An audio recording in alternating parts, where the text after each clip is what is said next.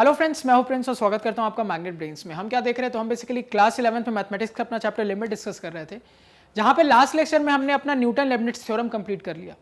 अब देखो यहां पे हम क्या देखने वाले हैं, हमारा लास्ट टॉपिक बचा है लिमिट का, जो है सैंडविच थ्योरम। जी हाँ, सैंडविच थ्योरम, सही सुना आपने, वो बचा है, उस पर डिस्कस करना है। अब देखो ये थ्योरम क्या है, कैसे अप्लाई करता है, किस तरीके से हम इसके बारे में सोच सकते हैं, ये सारी चीजें डिस्कस करेंगे। लेकिन उससे पहले एक इंपॉर्टेंट पॉइंट कि ये जो थ्योरम है ना, ये काफी सारे सवालों में अप्लाई किया जा सकता है। बस आपको सोचना आना चाहिए सही ढंग से, क्योंकि ये काफी सारे सवालों में अप्लाई किया जा सकता है। और इनफैक्ट हमने कुछ सवाल पहले बनाए हैं जहां पे मैंने सैंडविच थ्योरम यूज कर दिया, लेकिन आपको आइडिया नहीं लगा होगा। अब यहां मेरी बात को ध्यान से सुनना कि थ्योरम क्या है और कैसे काम करता है।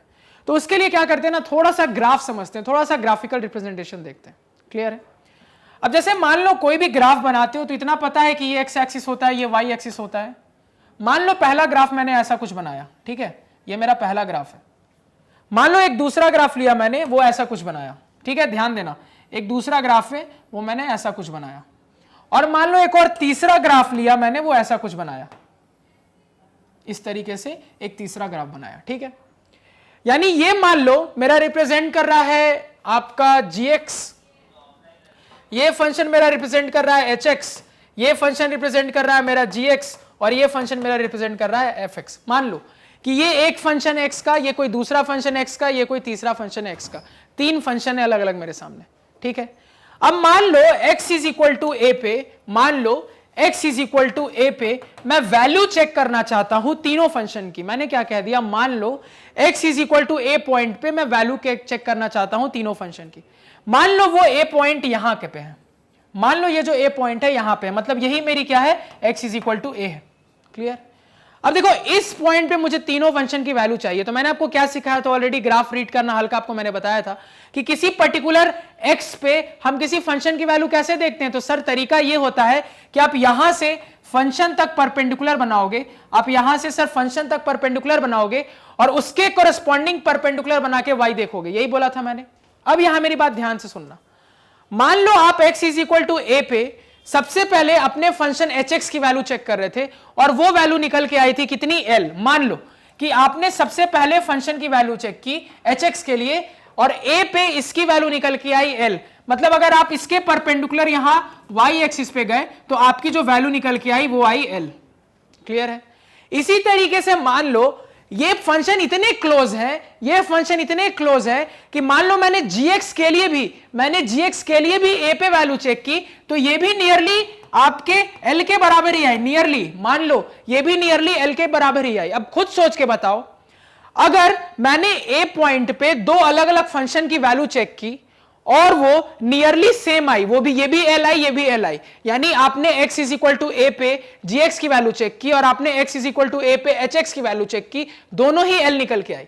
मतलब दोनों फंक्शन काफी आसपास रही होंगी उस बिंदु पे, मतलब दोनों फंक्शन काफी आसपास रही होंगी।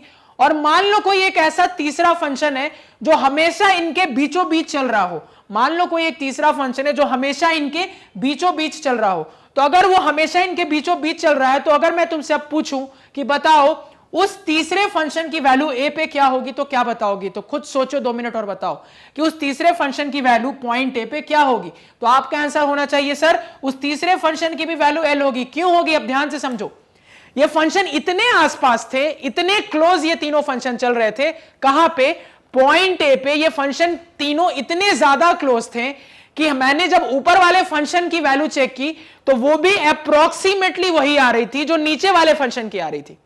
ये इतने आसपास हैं, इस पॉइंट ए पे ये फंक्शन इतने आसपास चल रहे हैं दोनों, कौन कौन से, hx और gx, कि जब मैंने इनकी वैल्यू पॉइंट ए पे चेक की तो वो l आ रही थी, मतलब अप्रोक्सीमेटली सेम आ रही थी।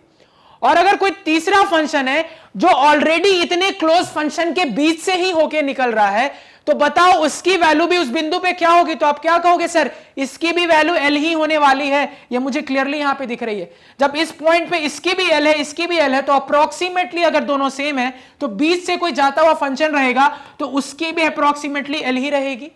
क्लियर बात है? यही है सैंडविच थ्योरम, और कुछ अलग नहीं है।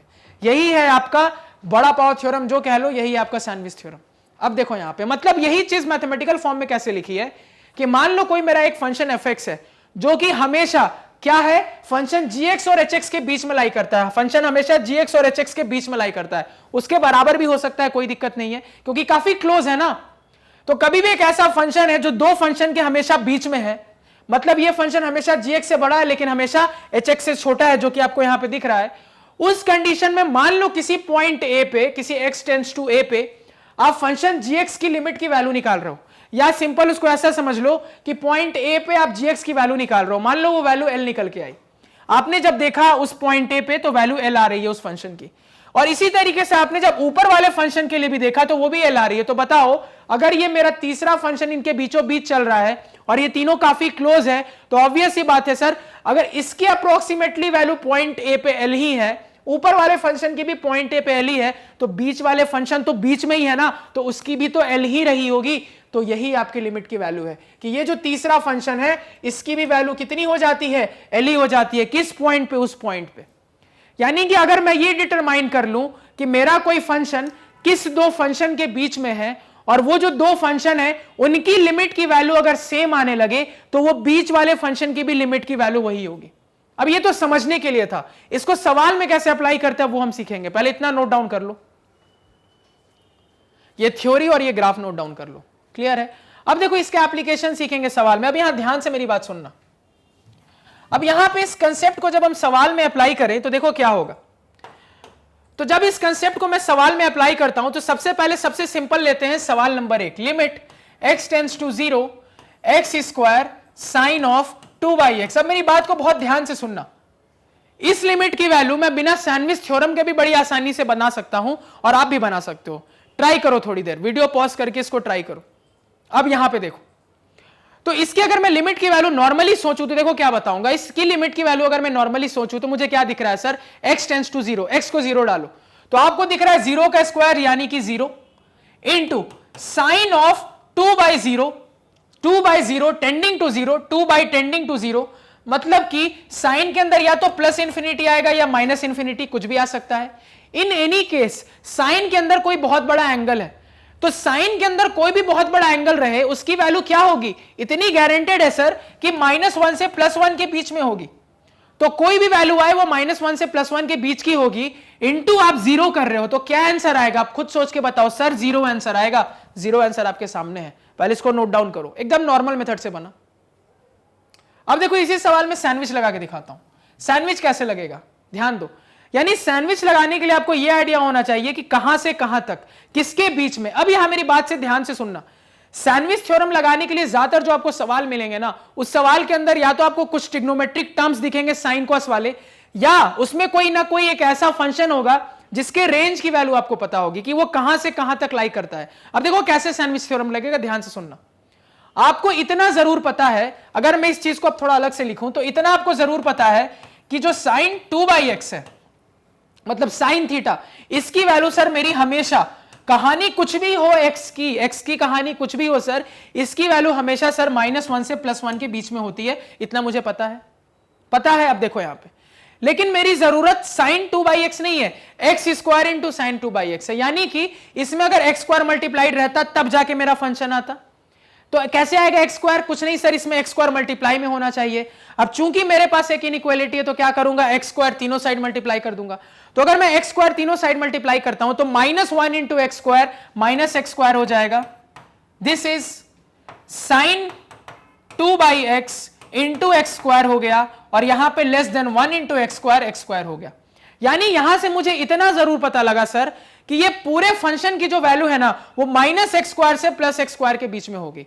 अब मैंने आपको सिखाया था कि आपको कभी भी इस तरीके से एक इनइक्वालिटी मिले और आपको उनमें से किसी एक के लिमिट की निकालने की जरूरत पड़े, कभी भी जरूरत पड़े कि किसी एक के लिमिट की वैल्यू क्या होती, तो हम क्या करेंगे, तीनों में लिमिट लगा देंगे और सॉल्व कर देंगे तो मेरा आंसर आ जाएगा। ये हमने ऑलरेडी देखा था कि इनइक्वालिटी में लिमिट कैसे लगाते हैं।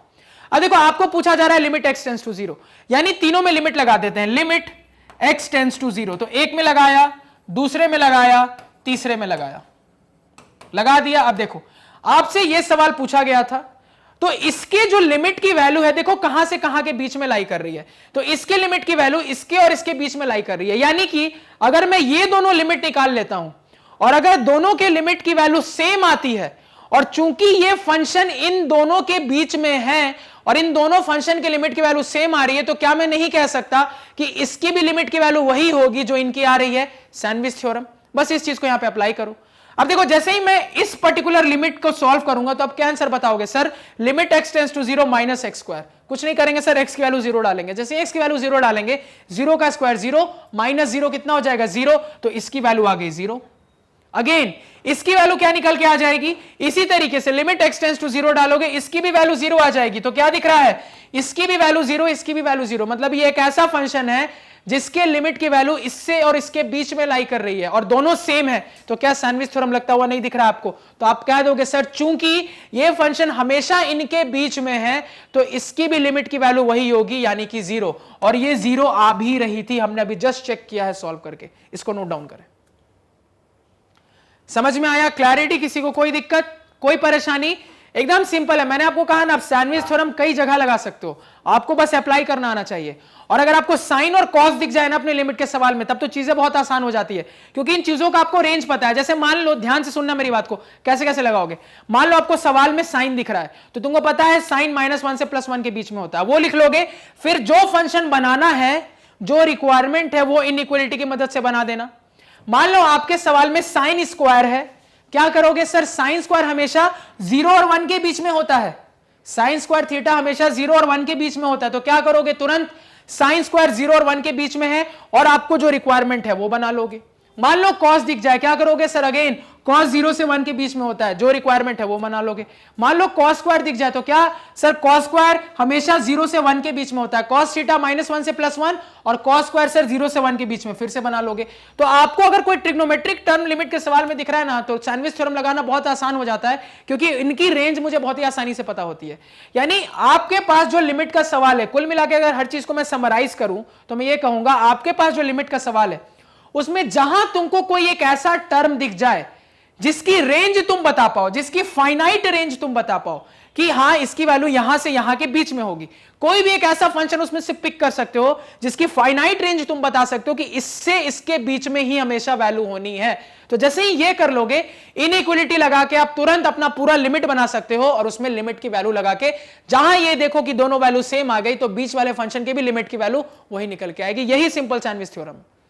यानी ट्रिग्नोमेट्रिक टर्म आ गया तब तो बहुत आसान हो जाता है, नहीं भी आया तो कोई दिक्कत नहीं है, क्योंकि हमने बहुत सारे फंक्शंस के डोमेन रेंज देखे हैं।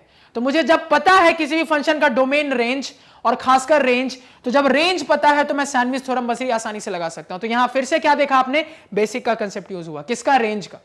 क्लियर है? नोट डाउन करो इसको। तो यही सिंपल सैंडविच थ्योरम। अभी और भी कुछ सवाल बचे हैं, इनको नेक्स्ट लेक्चर में देखेंगे और देखेंगे कैसे अप्लाई करना, उसके बाद आपका लिमिट फाइनली खत्म हो जाएगा।